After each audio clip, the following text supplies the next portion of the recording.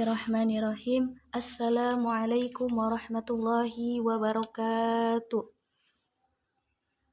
Alhamdulillahirabbil alamin wa bihi nasta'in wa ala umuri dunya waddin. Wassalatu wassalamu ala asrofil anbiya'i wal mursalin wa ala alihi wa sahbihi ajma'in amma ba'd. Puji dan syukur marilah kita panjatkan kepada Allah Subhanahu wa Ta'ala yang telah memberikan nikmat iman dan Islam. Dan tak lupa, sholawat serta salam marilah kita panjatkan kepada junjungan kita Nabi Muhammad Sallallahu Alaihi Wasallam. Yang terhormat Bapak Abdurrahim SEMAK selaku dosen pengampu, dan tak lupa kepada teman-teman semua yang insya Allah saya banggakan. Perkenalkan, nama saya Neta Irianto, saya dari kelompok 2 yang terdiri Chandra Maulana, Raden Gian, dan Halimatus Sa'diyah. Di sini saya akan mempresentasikan hasil tugas kelompok yang berjudul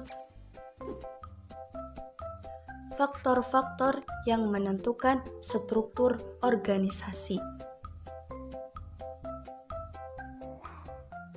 Langsung ke pembahasan.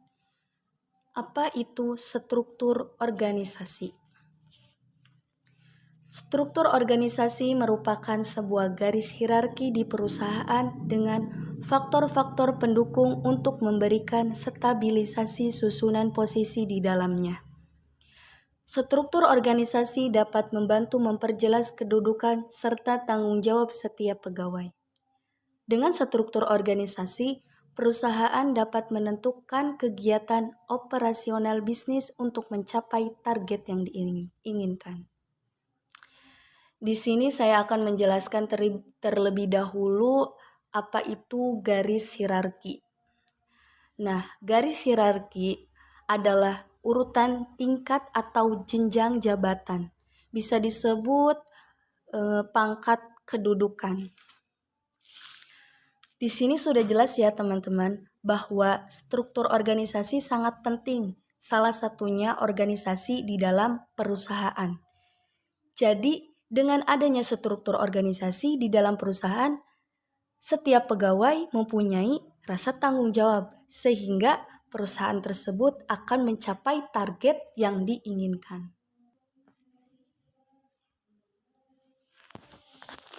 Selanjutnya, pembahasan faktor-faktor yang menentukan struktur organisasi. Yang pertama, strategi organisasi. Strategi organisasi berperan untuk mencapai tujuan dari sebuah organisasi. Apabila struktur organisasi dibentuk sebagai suatu upaya untuk mencapai tujuan, maka struktur organisasi harus mengikuti alur strategi organisasi. Pada dasarnya, struktur organisasi memiliki tingkat-tingkatan, yaitu strategi korporasi, yang kedua strategi bisnis, dan yang terakhir strategi fungsional. Di sini saya akan menjelaskan 3 tingkatan strategi organisasi. Yang pertama, strategi korporasi. Nah, strategi korporasi menangani ruang lingkup strategi perusahaan secara menyeluruh, terutama dalam merumuskan visi, misi, tujuan, dan sasaran strategi. Ini membantu perusahaan dalam menentukan jenis produk yang akan diproduksi dan target masyarakat serta tempat di mana produk tersebut akan dipasarkan. Selanjutnya, yang kedua, strategi bisnis.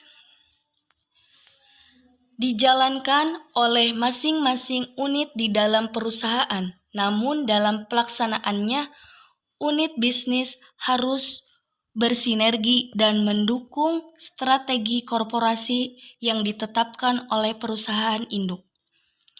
Nah, strategi bisnis ini dapat melihat unit bisnis mana yang unggul dan perlu ditingkatkan. Selanjutnya yang terakhir, strategi fungsional.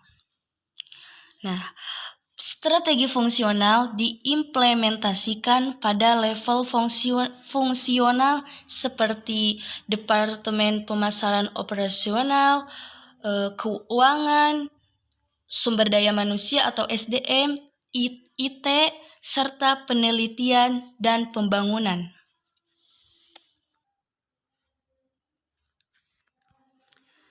Selanjutnya yang kedua, skala organisasi. Skala organisasi dapat dibedakan berdasarkan jumlah penjualan, pangsa pasar, dan jumlah tenaga kerja. Organisasi yang berskala besar memiliki ruang lingkup aktivitas yang luas. Oleh karena itu, tindakan pendelegasian wewenang dan pekerjaan diperlukan dalam mendesain struktur organisasinya. Nah, jadi skala organisasi juga perlu mempertimbangkan berbagai faktor yang terkait ruang lingkup aktivitas yang luas tersebut. Organisasi besar yang mempekerjakan banyak orang-orang seperti 2.000 orang atau lebih cenderung memiliki banyak spesialisasi, departementalisasi, tingkatan vertikal, serta aturan dan ketentuan daripada organisasi kecil. Berbeda halnya dengan struktur organisasi yang berskala kecil, biasanya mereka mengimplementasikan struktur organisasi yang lebih sederhana.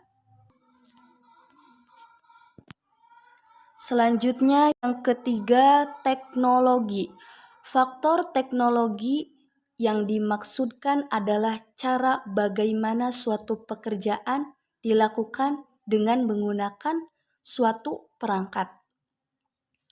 Istilah teknologi mengacu pada cara sebuah organisasi mengubah input menjadi output.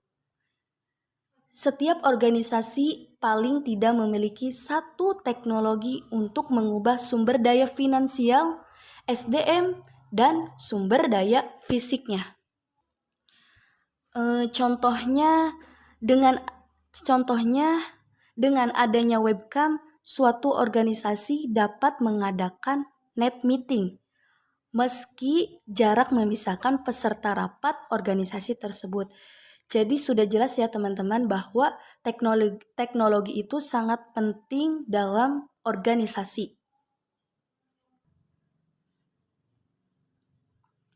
Selanjutnya yang terakhir, lingkungan.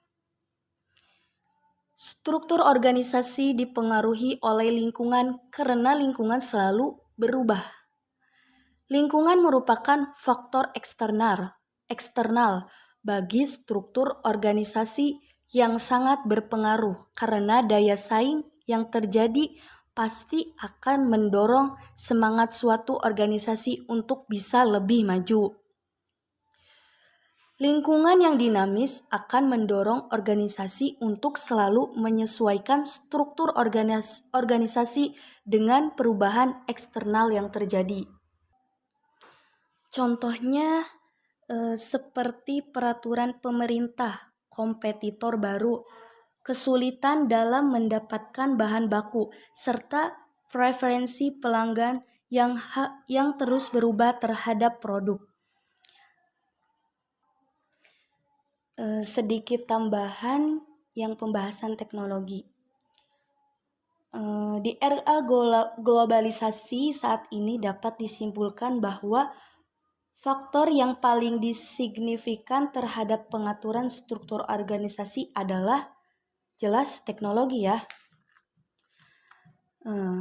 Dan teknologi mempermudah serta mempercepat alur kerja suatu organisasi tertentu. Dan untuk beroperasi tanpa teknologi akan menjadi suatu tantangan tersendiri bagi organisasi. Yang terakhir, kesimpulan.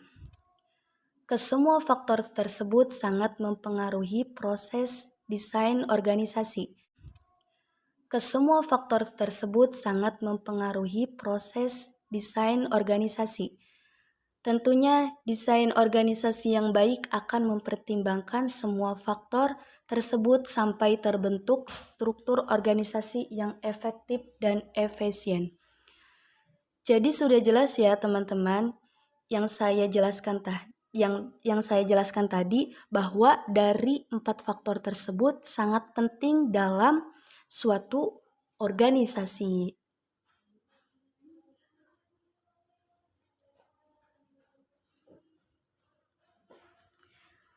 Terakhir, terima kasih kepada Bapak dosen dan teman-teman yang sudah mendengarkan video saya dari awal sampai akhir.